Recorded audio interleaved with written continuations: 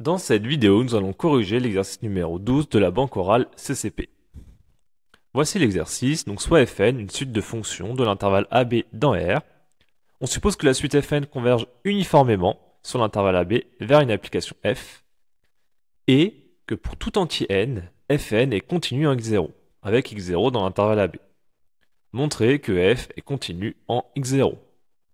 Puis deuxième question, on va poser pour tout x dans l'intervalle 0, 1, la fonction gn de x définie par gn de x égale x puissance n.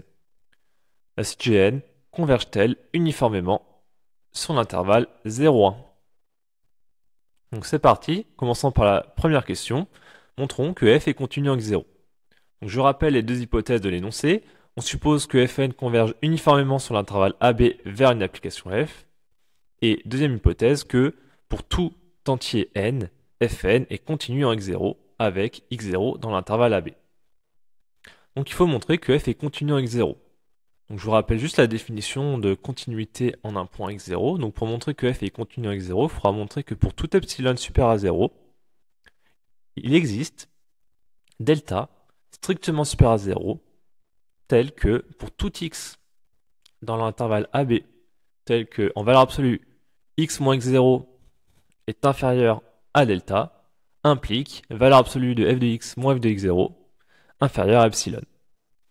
Donc pour démontrer ça, on va bien décortiquer les deux hypothèses. Donc la première, comme fn converge uniformément sur AB vers une application f, ça veut dire qu'en norme infinie, fn moins f tend vers 0 quand n tend vers plus l'infini.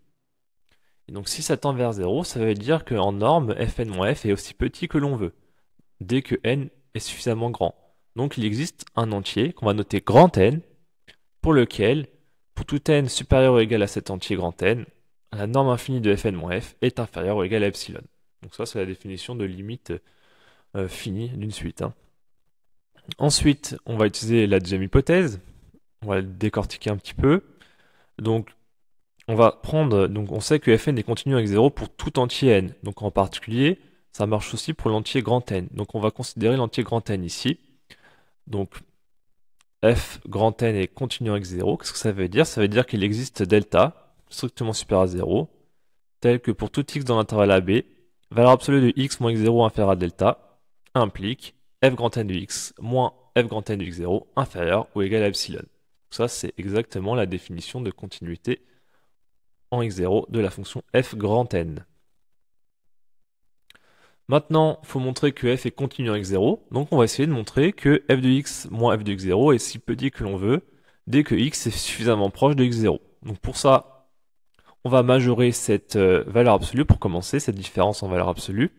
Donc f de x moins f de x0 en valeur absolue, c'est inférieur ou égal à quoi?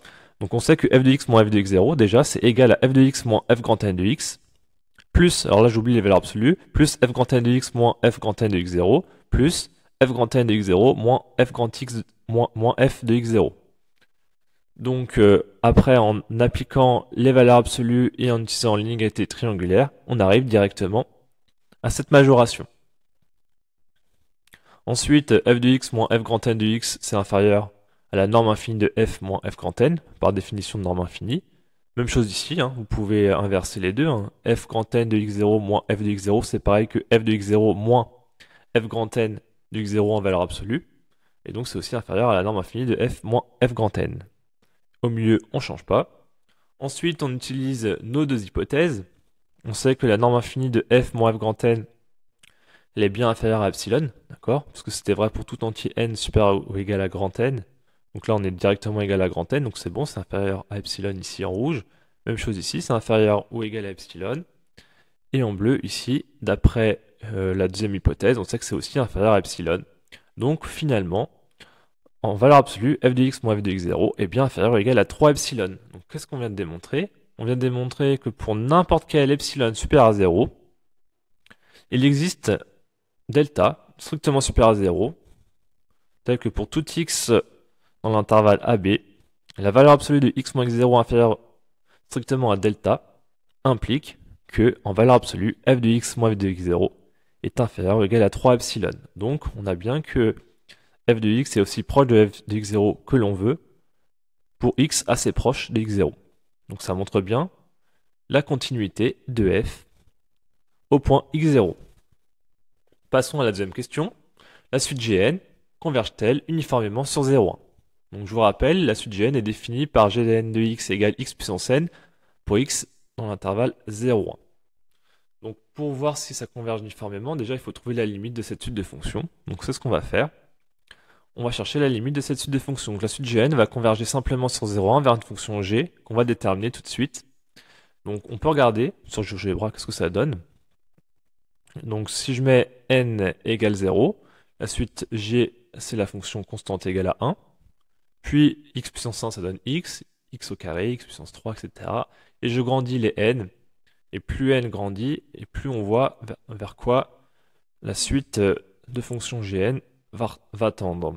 Donc je reviens au calcul. Donc on voit que quand x vaut 1, Gn de 1 ça fait 1 puissance n. Et 1 puissance n ça fait 1. Donc Gn de 1, quand n va tendre vers plus l'infini, ça va tendre vers 1. Par contre, quand x va être entre 0 et 1 exclu, x puissance n, lui, va tendre vers 0. Parce que x va être entre 0 et 1 exclu, donc x en valeur absolue sera bien strictement inférieur à 1. Donc x puissance n va tendre vers 0. Donc au final, la limite de cette suite de fonctions, ça sera 1 quand x vaut 1 et 0 quand x sera entre 0 et 1. Donc graphiquement, ça ressemblera à ceci. Donc, on sait que les fonctions Gn sont toutes continues sur l'intervalle 0,1. D'accord, x puissance n, il n'y a pas de souci, hein, c'est continu. Car c'est dérivable, hein, si on veut une justification. C'est dérivable, donc c'est continu. De plus, alors on peut raisonner par l'absurde. Si on suppose que cette suite des fonctions elle converge uniformément sur 0,1, d'après la question 1, la question juste d'avant, comme toutes les fonctions sont continues et que la suite converge uniformément vers g, ça voudrait dire que g est continu également, en tout point sur tout l'intervalle 0,1. Alors g n'est pas continu, notamment en 1. Donc c'est pas possible. Donc ça veut dire que g ne peut pas converger uniformément. D'accord? Donc comme g est discontinu en x égale 1, il ne peut pas y avoir convergence uniforme de la suite des fonctions Gn sur l'intervalle 0,1.